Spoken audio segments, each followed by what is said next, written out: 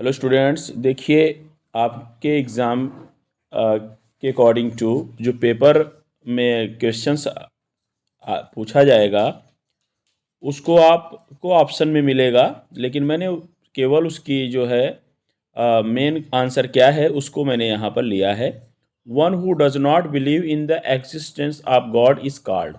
जो भगवान के अस्तित्व में विश्वास नहीं करता उसे नास्तिक एथिस्ट कहते हैं। ठीक है। The phrase act upon means, तो एक्ट अपान की मीनिंग पूछेगा तो ऑप्शन रहेगा उसमें। तो मैं जो ऑप्शन करेक्ट है उसे लिया, टू फॉलो सजेशंस। ठीक है। या फिर देखिए फॉलो सजेशन ही ऑप्शन में है, या ये भी हो सकता है to take action on advice.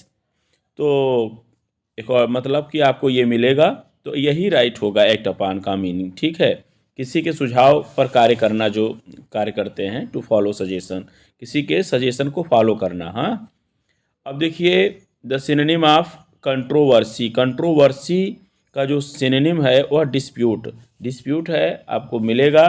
तो आपको डिस्प्यूट पर ही क्या करना है, टिक करना है।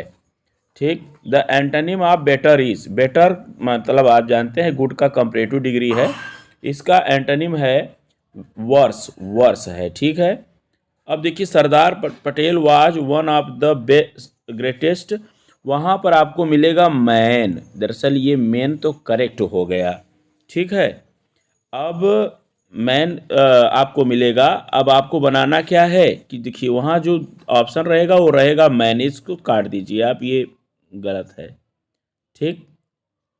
अब इसको तो मैं काट दिया। अब समझिए आपको ऑप्शन में मैन मिलेगा, तो आपको यहाँ पर मतलब उसमें मैन वाले को लेना है कि मैन रॉन्ग है। होगा क्या, मेन। मेन करेक्ट है। ठीक है बच्चों, क्योंकि वन आपके साथ जो नाउन आता है प्लूरल आता है, तो यहाँ पर ऑलरेडी प्लूरल हो गया है, मतलब ये छप गया है यहाँ पर। तो ये तो मान लीजिए पूरा करेक्ट है, लेकिन जो आपको ऑप्शन रहेगा उसमें मैन रहेगा और यहाँ भी मैन लिखा रहेगा, तो पूछेगा इसमें करेक्ट मतलब इनकरेक्ट क्या है, तो यही मैन इनकरेक्ट है। समझ में आ रहा होगा। तो नेक्स्ट देखिए चेंज इनटू इनडायरेक्ट। इनडायरेक्ट में आपको चेंज करना है, तो यहाँ आपने क्वेश्चन मार्क देखा, तो ये सेट टू आश में बदलेगा, सीता आश रीता।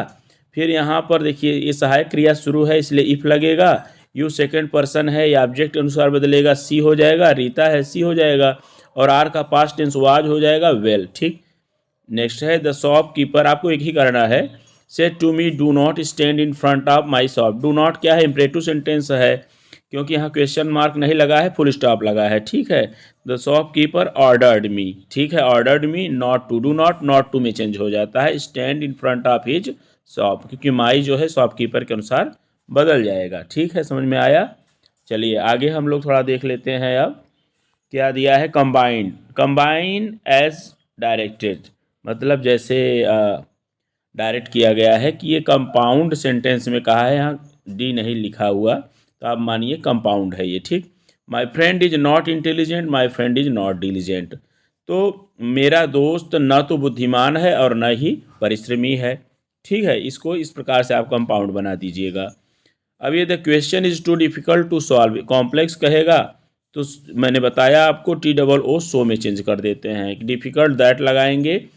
फिर अब ये जो है फॉर्म ही रहा होगा, चलिए आई से नहीं, यहाँ पर एग्जैक्ट क्या होगा मैं बता रहा हूँ आपको, वन वन लगा दीजिएगा, आई मत करिएगा, कि one can not solve it, तब सही होगा। आई मत करिएगा, यहाँ जब फॉर मी देगा तब आई करते हैं।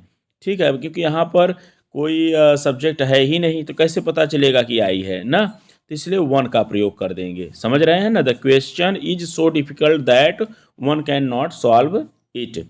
तो चलिए अब she did not help the poor man, तो इसका पैसिव वॉइस क्या बनेगा कि देखिए the poor man was not helped by, she का हर हो जाएगा। Complete this work at once, imperative sentence है, तो लेट से शुरू होगा। दिस वर्क आपका ऑब्जेक्ट है, लेट दिस वर्क, फिर बी लगाते हैं, कंप्लीट का third form, completed at once. ठीक। अब नेक्स्ट देखिए माई हेयर इज ब्लैक, तो देखिए ये तो my here is black already आपका करेक्ट है, लेकिन आपको इनकरेक्ट में मिलेगा, माई हेयर्स आर ब्लैक मिलेगा।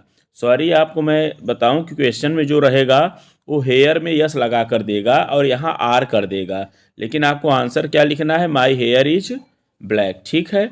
Rich man should help the poors, तो देखिए आपको पुअर्स नहीं होता, the poor, rich man should help the poor, ये आपको इसमें करेक्ट करना है। आप ऊपर वाले में आपको इक्वेशन ऐसे नहीं मिलेगा, मैं बता रहा हूँ माई हेयर्स आर ब्लैक मिलेगा, तो आपको करना क्या है, माई हेयर इज ब्लैक। अब नेक्स्ट देखिए, यूज पेयर्स इन सेंटेंसेस, इस पर आप अपने से तैयार कर लीजिए कॉम्प्लीमेंट का सेंटेंस बनाना। जैसे कि मैंने यहाँ बनाया है, milk is a perfect compliment to biscuits, और ये compliment, the teacher gave me a compliment on my handwriting. ठीक है, तो ये आप इसको तैयार कर लीजिएगा, पक्का तैयार करिएगा, नहीं तो फिर आप जाने आपका काम। फेयर और फेयर, फेयर फेयर, तो द जज गिव ए फेयर डिसीजन, तो इस फेयर का अर्थ आप जानिए और इस फेयर का अर्थ जानिए। The bus fair has been increased. ठीक है, तो इन सबको आप तैयार कर लीजिए। इसी के साथ मैं इस वीडियो को और कर रहा हूँ।